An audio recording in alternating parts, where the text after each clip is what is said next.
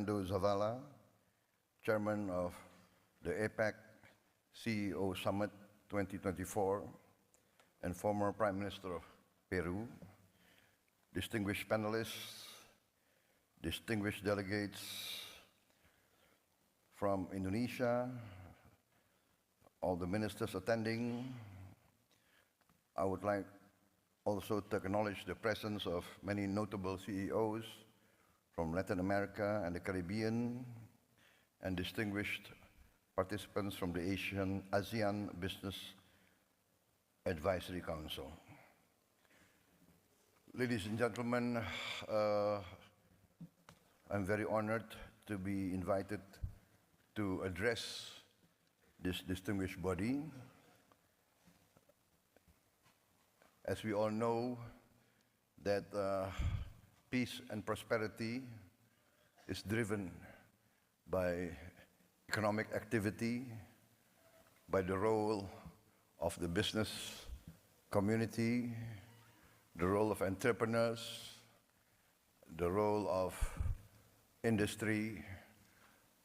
Without the dynamic participation of the economic sector, basically we cannot have growth and prosperity. Without growth, we cannot alleviate poverty.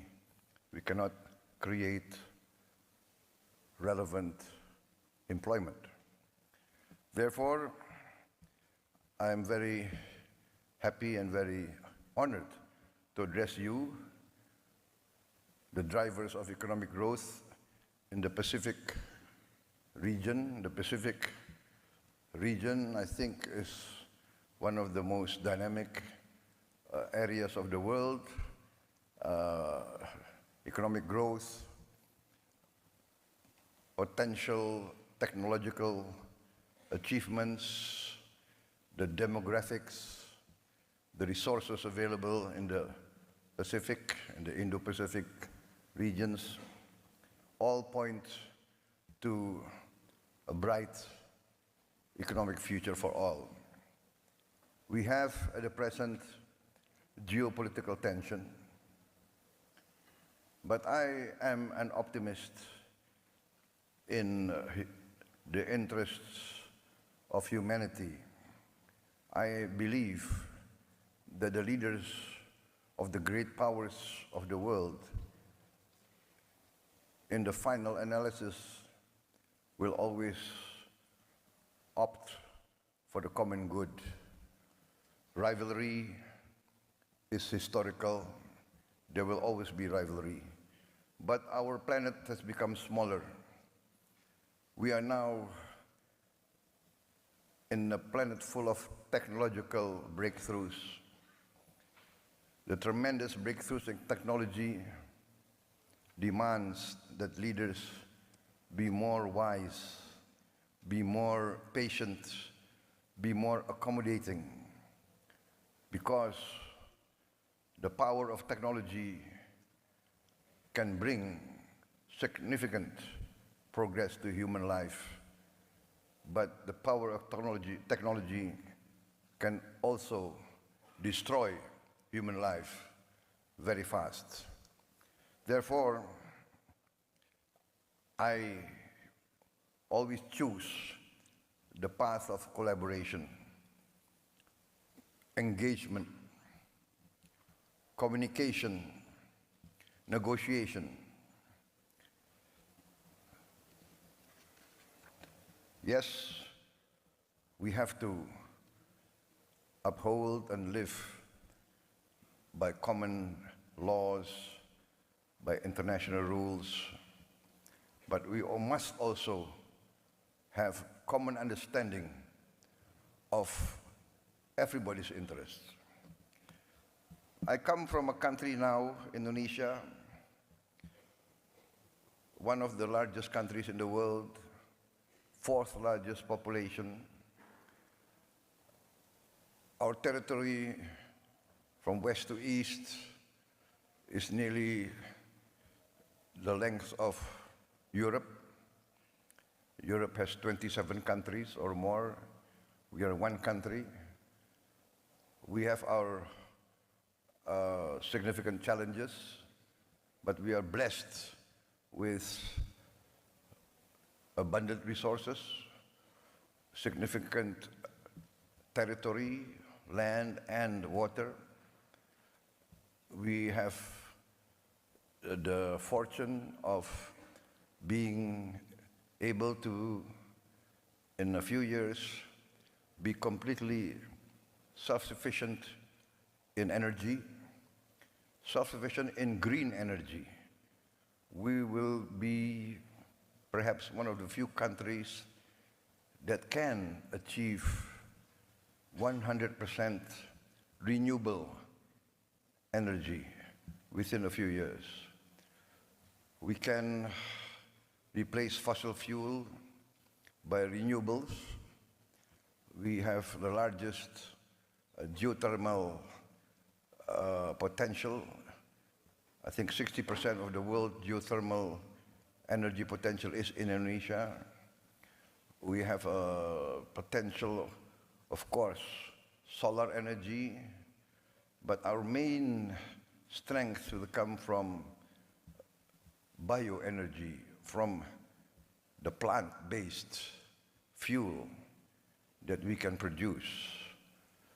We will be, I think, together with Brazil and maybe with the Congo DRC, we have the potential to produce fuel from plants, and this, I think, will create a lot of opportunities because we will save a lot on foreign exchange.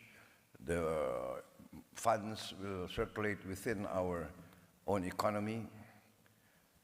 We also are blessed with critical minerals and other vital resources for modern life.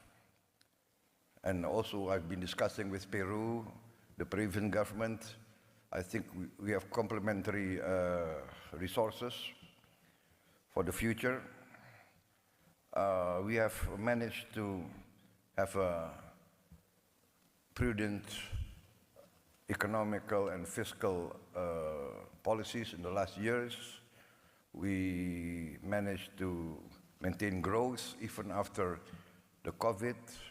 Our growth now is about 5%, higher than the global average. Our inflation is at 2%. We have challenges. We still have,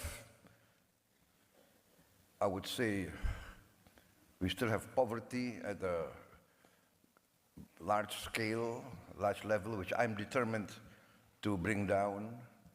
And we do have a significant percentage of our children malnourished. I'm also determined to address these problems head on.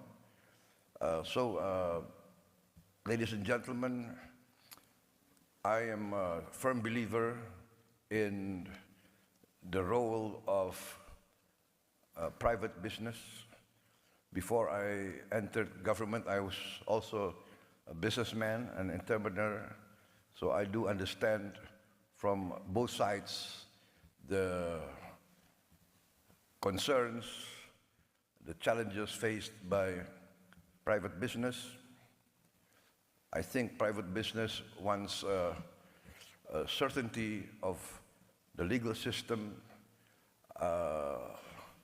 Private business wants favorable economic climate, political climate, stability, security, and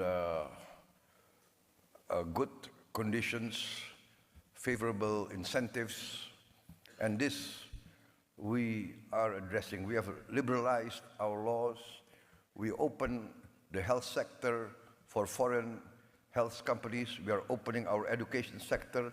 We invite foreign universities to open campuses.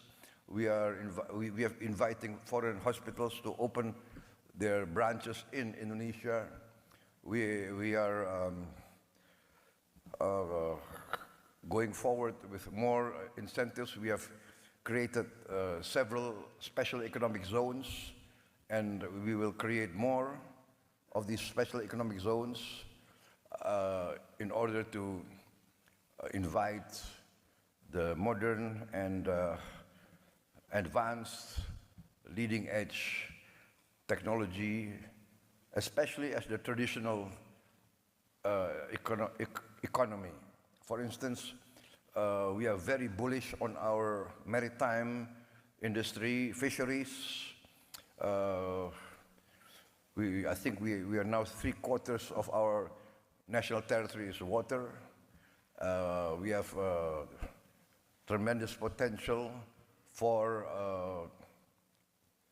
let us say, a well-planned fishery program, aqua farming, and a lot of processing industries. We are determined to industrialize by downstreaming our resources, processing our resources. We have 26 commodities which we are determined to have a processing industry. We calculate that we need investment of around $600 billion, and we invite foreign participants to come in and take part in this. And many of the companies have been involved in our economy for many, many years. We are also pushing for more exploration of oil and gas and other minerals. So, ladies and gentlemen, Indonesia is open for more business. I'm determined to protect all investments, to give favorable economic conditions, and to be involved in the major economic organizations of the world, and to work together with all of you to create mutual prosperity. I believe that prosperity can only come from peace. Peace comes from understanding. Understanding comes from engagement and negotiation. So I'm very happy to attend this APEC summit, to renew contacts, to introduce myself, to introduce my country, and to invite cooperation between all of you, the private sector of the Pacific Basin, the Pacific world, and together to achieve prosperity. Prosperity, in the end, I would say, guarantees peace and stability. Ladies and gentlemen, I think that concludes my remarks. And once again, thank you for inviting me, and I wish this APEC summit, this APEC CEO summit also to be very successful. Thank you very much. Thank you.